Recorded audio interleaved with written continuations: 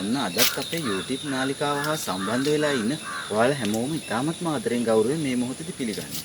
ඉතින් අද දවසේදීත් ඔයාලා අපේ YouTube නාලිකාව හා සම්බන්ධ වෙලා ඉන්නේ පළතුරු පැලව. නැත්තම් විශේෂයෙන් අද කතා කරන්නේ දෙහි දොඩම් ඇඹුල් කුලේ ශාකවල ඉක්මනින්ම පළ දරන්න.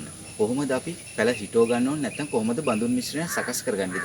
ඉතින් අපිට තියෙන කුඩා ඉඩකඩේ අපි හැමෝම ආසයි ගෙඩි හැදුණු පළදරන ගස් පිරලා තියෙනවා දකින්න. මොකද දැන් තියෙන ආර්ථික රටාවත් එක්ක වෙළඳපොලෙන් දොඩම් ගෙඩියක්, අඹ ගෙඩියක්, කස්ලබු ගෙඩියක් මේ වගේ ඕන දෙයක් මිලදී ගන්න ගියොත් තා ඉහළ මිලක තියෙන. ඉතින් ඒ නිසා ගෙවත්තේ පුංචි ගහක් හෝ හදාගෙන තියෙන පුංචි ඉඩකඩේ එක ගහක් හෝ හදාගෙන එක ගෙඩියක් හෝ හැදෙනවා නම් ඒක ඇත්තටම සන්තෝෂයක්. ඉතින් එක ගෙඩියක් නෙමෙයි අපි හිත පිරෙන්න, ගහ පිරෙන්න, පළදරන විදියට ගෙඩි හැදෙන්න ඇඹුල් කුලේ ශාකයක් හිටව ගන්න.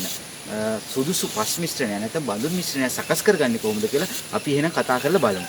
ඇඹුල් කුලේ ශාක විශේෂයෙන්ම ප්‍රිය කරන්නේ තද හිරු රශ්මියට. ඒ වගේම මේගොල්ලෝ වියලි කාලගුණයට ඉතාමත් ප්‍රිය කරනවා. ඉතින් ඒ නිසා අපි සාමාන්‍ය බඳුන් මිශ්‍රණය සකස් කර ගැනීමදී මෙන්න මේ කරුණු සලකා බලලා අපි සකස් කරගන්න බඳුන් මිශ්‍රයේ වියලි බව ඇති වෙන්න ඕනේ. ඒ වගේමයි නැත්නම් වර්ෂාව නැත්නම් ජලය සැපීම සමග කෙටි කාලයක් තුළදී ඒ ජලය බැහැලා ගිහිල්ලා ඉක්මනින්ම පස වියලිලා ඒ වියලි කාලගුණය ශාකයට ලැබෙන ආකාරයේ බඳුන් මිශ්‍රණය තමයි අපි සකස් කරගන්නවා. ඉතින් එහෙමනම් බලමු මෙන්න මේ විදිහේ බඳුන් මිශ්‍රණය සකස් කරගන්න අපි යොදා ගන්න ඕන අමුද්‍රව්‍ය නැත්නම් මාධ්‍ය මොනවද කියලා.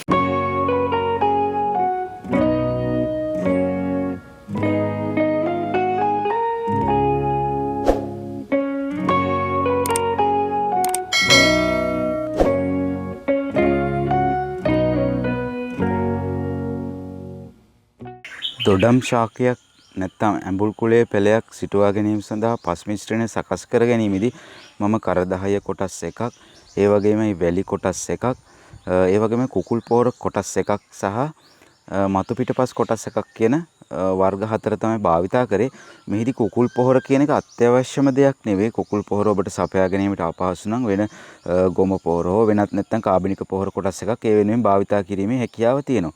මෙහිදී බඳුන් මිශ්‍රණය සකස් කර ගැනීම සඳහා භාවිතා කරන මේ අමුද්‍රව්‍ය හතර ගැන කතා කරොත් එහෙම මූලික වශයෙන් කරදහය මගින් පසේ අනවශ්‍ය ජලය බැස යාම ක්‍රමවත් කරන නැත්නම් පසේ ජලය බැස යාම ක්‍රමවත් කරනවා වගේම මුල් පද්ධතිය දිලීර රෝග වලින් ආරක්ෂා කරලා දෙනවා.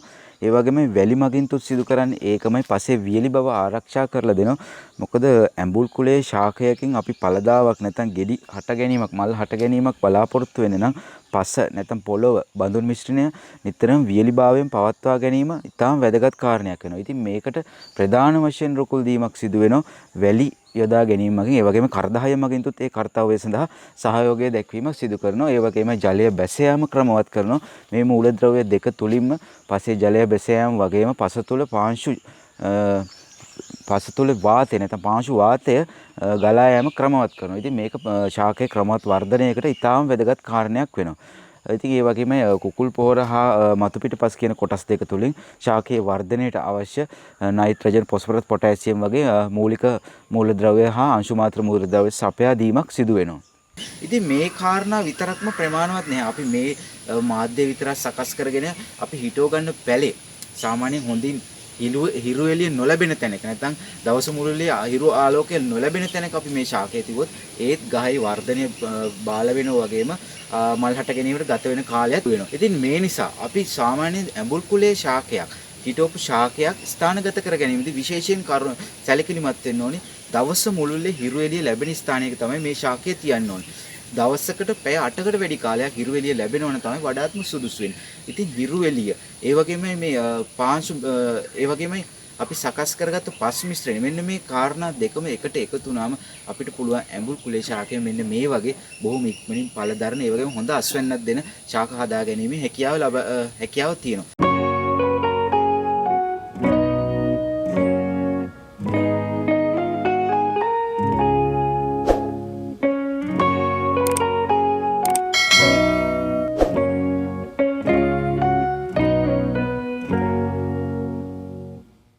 ඉතින් ඔයාලා මේ දකින්න ශාකය පැණිදොඩම් වර්ගයේ බිබිලි ස්වීට් කියන වර්ගයේ පැණිදොඩම් පැලයක්. ඉතින් ඔයාලට පේනවා මේ පැලේ දැනට උස සාමාන්‍යයෙන් ගත්තොත් අඩි 1.5කට අඩි 2කට වගේ ආසන්න උසක් තියෙන. නමුත් දැනටම පළ දරලා හොඳ අස්වැන්නක් ලබා දීලා තියෙනවා. ඉතින් මේ මුල් වටේ අස්වැන්න ඊළඟ වටේ අස්වැන්න ලැබෙනකොට මීට වැඩිය හොඳ අස්වැන්නක් බලාපොරොත්තු වෙන්න පුළුවන්කම අපිට තියෙනවා.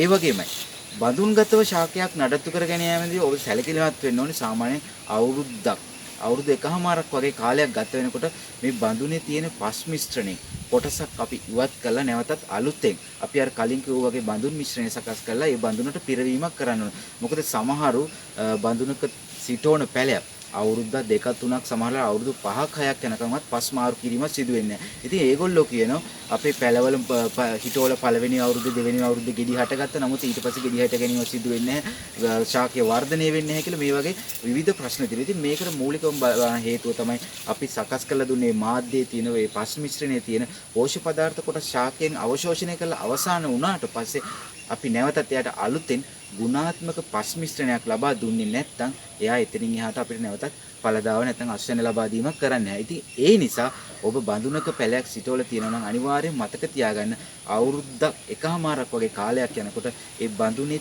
එක කවයක් නැත්නම් අර්ධ කවයක් සාමාන්‍යයෙන් කපලා පස් තියෙන මේ පස් මිශ්‍රණය කපලා ඉවත් කරලා ඒ කවයට නැවතත් අලුතෙන් බඳුන් මිශ්‍රණය සකස් කරලා පුරවන්න. එහෙම වුණාම අපිට පුළුවන් සෑම වර්ෂයකම සෑම අවුරුද්දකම ඒ සීසන් එකේදී ඒ වාරයේදී බඳුන්ගතව වගා කරන පළතුරු තුලින් හොඳ අස්වැන්නක් ලබා ගැනීමේ හැකියාව තියෙනවා.